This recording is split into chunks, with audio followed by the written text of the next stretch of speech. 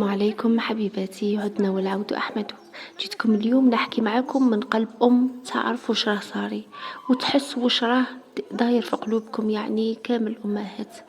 راهي فترة صعيبة، كل دار فيها توتر، فيها ضغط، فيها صبر كبير.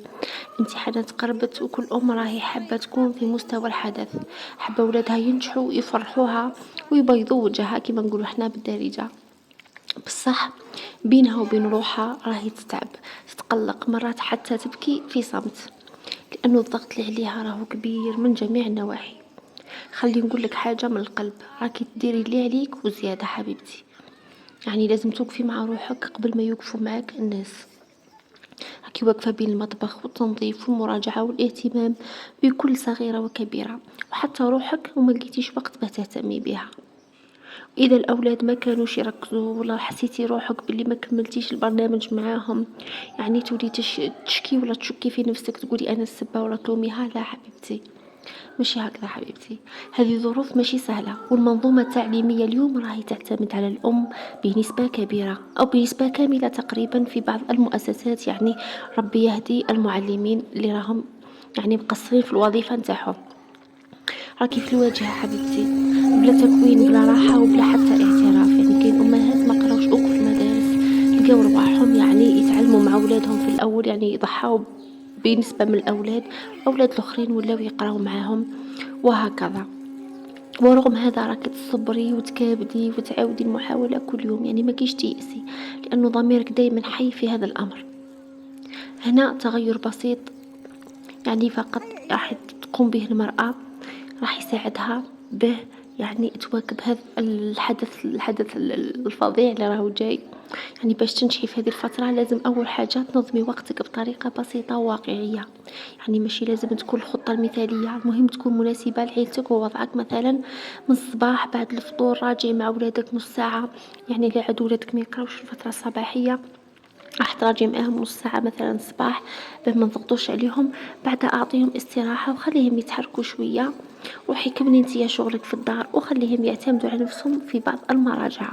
يعني انتي كتقريهم مثلا نعدوا الفترة المسائية باه يقراو ما يقراوش الفترة الصباحية، انتي تروحي تراجعي لهم شوية برك، يعني تعطي لهم منين ينطلقوا وتخليهم مثلا يحفظوا عناوين، تحدي لهم بالقلم ولا قول لهم احفظوا هنا باه مثلا يعتمدوا على نفسهم، وتكون الحفيظة تاعهم ماشي فقط منك انتي كأم. قبل الغدا حبيبتي راجعي معاهم مرة خفيفة. أنا نهضر على الأيام اللي ما يقراوش فيها الولاد مثلا، ولا أيام الأسبوع، ولا كي يكون عندهم يعني القراية في فترة المساء. انتم البنات اللي عادوا يقراو الصباح طبعا تعكسوا هذه الأمور يعني للمساء. قبل الغداء يعني تراجعي معاهم مرة خفيفة، يعني مرة أخرى تكون خفيفة.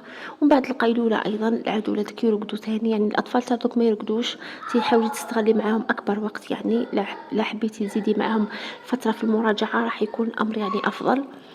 يعني وتكون شوية شوية، تكون من الأفضل تكون مراجعة متقطعة حبيباتي. هذيك المراجعة المستمرة راح تخلي الطفل يمل ويكره. ماشي لازم ديري كل شيء وتخلي أيضا الأب تاعهم يشاركك. يعني على بالي كاين اباء ربي يهديهم ما يحبوش يعلموا ولادهم، ما يحبوش يعاونوا ولادهم مالغري هما متكونين وقاريين ولا يعرفوا يقراو، ولكن يطيشوا المسؤوليه على الام. لكن انت حاولي فقط قول لهم سقسيوا باباكم، حاولي تدخليه في امور تكون بسيطه، مثلا يحكم عليهم الاناشيد. يعني راجعي معاه مع الاب انتيا قولي له ها الجدول تاعهم نتا فقط احكم عليهم. يعني ديري فقط اتفاق بينك وبين الاب. تقدري ايضا ديري لهم كيفاش تحدي لهم الوقت تاع المراجعه، مثلا ديري منبه تاع الهاتف مثلا كتحفيز فقط. كي صوني تقول لهم وقت المراجعه، مثلا كي صوني تحبسوا المراجعه. فهمتوا البنات؟ وايضا الاب لا شفتيه ثاني ماهوش حاب يقريهم هو مباشره، فقط يقعد معاهم تعطي لهم الهاتف. الان الله يبارك يعني الهاتف فيه دروس يعني خصوصيه ومجانيه في الهاتف. فقط الاب يكون يعني وصي ولا يعني مراقب لهم، ما نخليوش الهاتف عند اطفالنا وحدهم. ولادك ماشي روبوات اصلا ولادك ما همش روبوات باه يقراو كلش وضربه فريده وفي يوم واحد. فهمتوا البنات؟ اذا نهار ما فهموش ولا ما حبوش يقراو لازم نتفهموهم حنا ثاني، لانه الضغط في المؤسسه يعني الدروس والادوات والكتب اللي يديو فيهم نزيدو حنا نضغطوا عليهم في البيت. يعني بصراحه راهم في واحد السيتياسيون ولا في واحد الضغط. يعني واش نقول لكم، ربي ان شاء الله يعينهم ويعيننا. المهم البنات أهم حاجة هي الهدوء والتشجيع والجو الصحي داخل الدار، يعني نقصوا المشاكل في هذيك الأيام. الأم تصبر من الشكوى، كاين أمهات بزاف يظلوا يشكيو راني عييت وأنا من الصباح وأنا العشية. نحاولوا نقصوا هاد الأمور حبيباتي يعني في فترة الامتحان باه يكون الجو هادئ والنفسية مرتاحة. هنايا البنات لازم تمنعي نفسك يعني منعا باتا من الصراخ لا قدرتي. وثاني ما تقارنيش، ما تقوليش هاي ولد فلانة راهو يقرا، هاي صاحبتك هذيك كانت تقرا، جارتي قالت لي هكذا، هاي اختي قالت لي. والضغط البنات الضغط النفسي اكبر من الضغط الجسدي، يعني كي تضربيه خير من تضغطي على الطفل يعني نفسيا. والولد كي يخاف منك ماهوش راح يراجع، يقدر يهز الكتاب قدامك وما يراجعش ويكذب عليك وعادي. ايضا اللي يكون متوتر ماهوش راح يقدر يركز. على هذيك البنات ركزوا على هذه الامور، ماشي تركزوا فقط على الكتب. خلي عفوا دارك مرفأ للأمان، يعني دارك خليها شتي كيفاش نقول لك، اش كي تصب النو المطر وين تلقاي بلاصه هكذا تكون مسكفيه تروحي تغطي فيها. نفس الطريقه الاولاد، خلي دارك هي الامان لهم، ماشي ساحه معركه. كوني الصدر الحنون، الصدر اللي يهربوا ليه، ماشي السبب اللي يخليهم يطيحوا يعني ويهربوا وينفروا من هذاك الأم ولا من هذاك البيت. أنت أم وصبرك مدرسة، حنيتك طاقة وصوتك أمان. كل لحظة تعب راح تثمر بإذن الله حبيبتي. وكل دعوة تطلعيها وانتي تدمعي ولا وانتي تبكي على ولادك راهي طالعة للسما، يعني ربي راح يقبل منك أي دعاء إن شاء الله.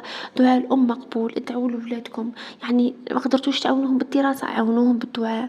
ما تنسايش حبيبتي نفسك وسط هذه الزحمة، خذي شوية وقت ارتاحي حتى ولو 10 دقائق. روحوا ولادك يقراو، ما تروحيش تجي لهذاك المطبخ تقولي نخلص شغلي باك يجيو يلقاوني واجدة. لا لا حبيبتي، روحي ريحي، خليك من المطبخ. والله لما ما يخرج منهم الدود البنات، والله الأرض ما راح تفوح. هاد الحوايج كامل راح نلحقوا ليهم، لأن الأم المرتاحة هي اللي تقدر تكمل المشوار هذا المشوار اللي راح ندخلوا فيه، ولا هذه الحرب اللي راح ندخلوا فيه، حرب الدراسة. ما تنسايش يعني كل شيء هون حبيبتي، كل شيء هون إلا صحتك وراحتك النفسية ما تقدريش تعوضيها حبيبتي. ربي إن شاء الله ينجح أولادنا ويصبر قلوبنا ويكتب الخير في مجهوداتنا يا رب. هنا حبيبتي إذا عجبك هذا الكلام ولامس قلبك يعني خليه يوصل لكل أم محتاجة لهذه الكلمات الطيبة.